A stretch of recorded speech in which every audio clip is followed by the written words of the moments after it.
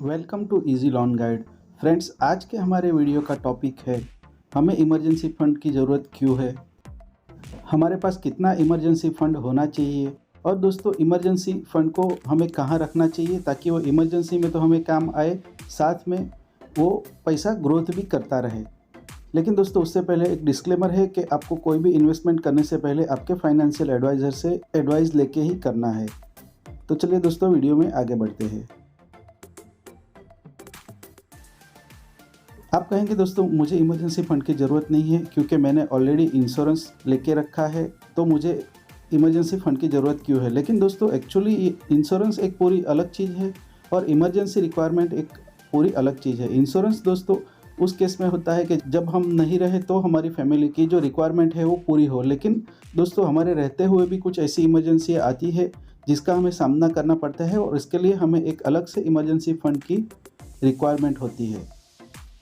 और दोस्तों अगर आपके पास इमरजेंसी फ़ंड होगा तो आपके पास एक पीस ऑफ माइंड रहेगा कि आप कभी भी कोई भी इमरजेंसी के टाइम पे आपके पास उसको मैनेज करने के लिए आपने ऑलरेडी फ़ंड बनाया हुआ है। कुछ एक ऐसी इमरजेंसी है जिसके लिए हमें इमरजेंसी फ़ंड की ज़रूरत होती है, जैसे कि आपकी जॉब चली जाए या आपके बिज़नेस में कोई हैवी लॉस हो, फैमिली में कोई मेडिकल इमरजेंसी हो जो हमारे मेडिकल इंश्योरेंस से भी बड़ी हो, या फिर आपका घर में कोई इमरजेंसी डैमेज या अनसर्टेन डैमेज हो जाए जिसके मेंटेनेंस का खर्चा हो, या फिर अपनी फैमिली में कोई अनसर्टेन डेथ हो जाए जिसके कारण भी हमें इमरजेंसी फ़ंड की ज़रूरत होती है। कभी कभी दोस्तों कोई अनएवॉइडेबल सर्कमटेंसेस भी होते हैं, जैसे कि वॉर है, अर्थक्वेक है, या आपके घर में चोरी हो जाए या आपके साथ फाइनेंशियली फ्रॉड हो जाए वगैरह।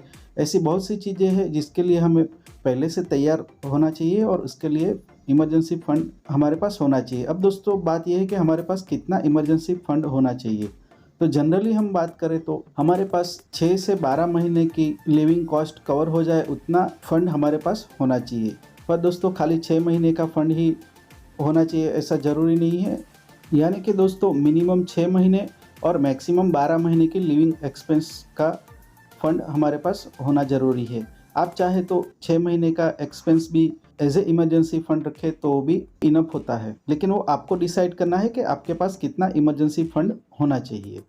आपको ध्यान रखना है कि आपकी एज कितनी है, आपके फैमिली मेम्बर कितने हैं, आपकी लाइफस्टाइल कैसी है, उसके हिसाब से आपका ये इमरजेंसी फ़ंड होना चाहिए। अब दोस्तों आगे बात करें तो इतना बड़ा इमरजेंसी कॉर्पस हम कहाँ से क्रिएट करें। तो दोस्तों ज़रूरी नहीं कि आज ही आपके पास इमरजेंसी कॉर्पस हो, लेकिन आप के पास आज की डेट में 2 या 3 महीने के लिविंग एक्सपेंस जितना कॉर्पस तो मिनिमम होना ही चाहिए। बाद में आप धीरे धीरे अपनी सेविंग को बढ़ा के आप उसे बड़ा कर सकते हो।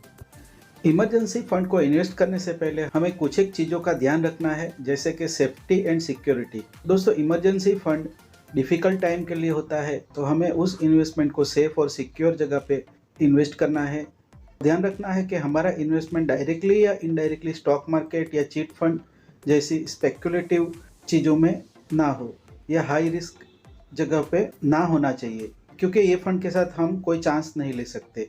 सेफ्टी के अलावा ये फंड ऐसी जगह पे होना चाहिए कि आप कोई भी समय पे ये फंड को तुरंत इमरजेंसी के टाइम पे यूज़ कर सके। जैसे कि दोस्तों हम भारतीय गोल्ड रखते हैं इमरजेंसी के टाइम पे काम आएगा करके, लेकिन दोस्तों इमरजेंसी के टाइम पे कभी कभी दोस्तों हमारे पास इतना भी टाइम नहीं रहता है कि हम इस गोल्ड को या हमारी ज्वेलरी को बेच सके या फिर उसे गिरवी रख सके, तो ये इन्वेस्टमेंट हमारे लिए टोटली यूजलेस हो जाता है। तो उसका भी दोस्तों हमें ध्यान रखना है। और दोस्तों इसके अलावा हमें इन्वेस्टमेंट और इमरजेंसी फंड को मिक्स नहीं कर देना है, जिसका भी खास ध्यान रखना है, और साथ साथ में आपको टैक्सेशन का भी ध्यान रखना है। तो दोस्तों ये कुछ ऐसी चीज़ें हैं जिसे हमें ध्यान में रखकर ही इमरजेंसी फंड को इन्वेस्ट करना है। और अब दोस्तों मैं आपको कुछ एक ऐसे ऑप्शन बता रहा हूँ कि आप कहाँ पे ये फंड को इन्वेस्ट कर सकते हैं। दोस्तों कैश के जैसा ऑप्शन इमरजेंसी के टाइम पे नहीं होता है, पर दोस्तों अगर हम पूरा फंड कैश में रखें तो उसके ऊपर हम इंटरेस्ट अर्न करके हमारा फंड ग्रो नहीं कर सकते हैं। फिर भी दोस्तों हमारे पास मिनिमम 15 दिन से 30 दिन की एक्सपेंस अमाउंट हमेशा कैश में अवेलेबल होनी चाहिए। कैश के साथ दोस्तों आपके पास एक ऐसा सेविंग अकाउंट होना चाहिए जिसमें ऑटो स्वीपिंग एफडी की फैसिलिटी अवेलेबल हो, जिसका मेन फ़ायदा ये होगा कि सेट लिमिट के ऊपर की अमाउंट ऑटोमेटिकली एफडी में कन्वर्ट हो जाती है और उसके ऊपर आपको रेट ऑफ इंटरेस्ट ज़्यादा मिलती है।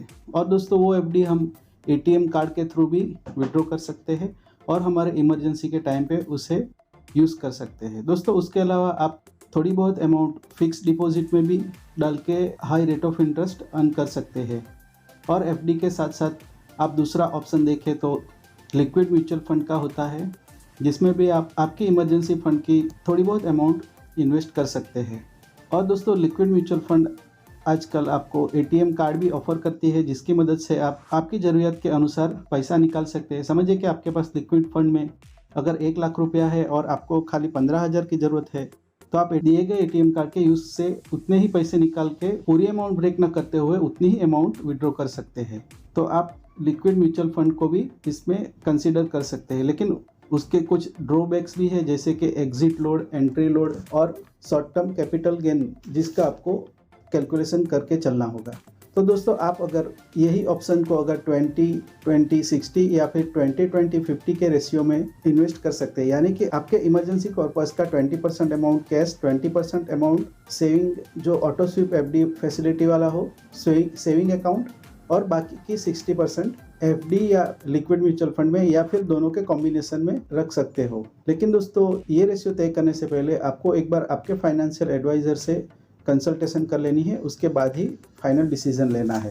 दोस्तों इमरजेंसी फंड हमारी लाइफ में एक पैराशूट जैसा काम करता है जब हम कोई फाइनेंशियल क्राइसिस में फंस गए हो, क्योंकि वो टाइम पे हमें फ्री फॉल से बचाने में हमारा यही इमरजेंसी फंड हमें काम आता है। और दोस्तों हमें उसे हर पर्टिकुलर टाइम पे या फिर हर साल में उसे रिव्यू करना ज़रूरी है, और उसमें कंसिडर करने जैसे पॉइंट है, जैसे कि हमारी फैमिली में कोई नया मेंबर ऐड हुआ हो, हमारी हाल ही में जॉब प्रोफाइल चेंज हुई हो, या हमने कहीं पे एक सिटी से दूसरी सिटी में शिफ्ट किया हो। ऐसी कंडीशन में हमें एक बार फिर से हमारे इमरजेंसी फंड को रिव्यू कर लेना ज़रूरी बनता है। तो दोस्तों आशा करता हूँ वीडियो आपको ज़रूर से पसंद आई होगी। आपसे अनुरोध है कि हमारी चैनल को सब्सक्राइब करें, वीडियो को लाइक और शेयर करना ना भूलें। थैंक यू दोस्तों।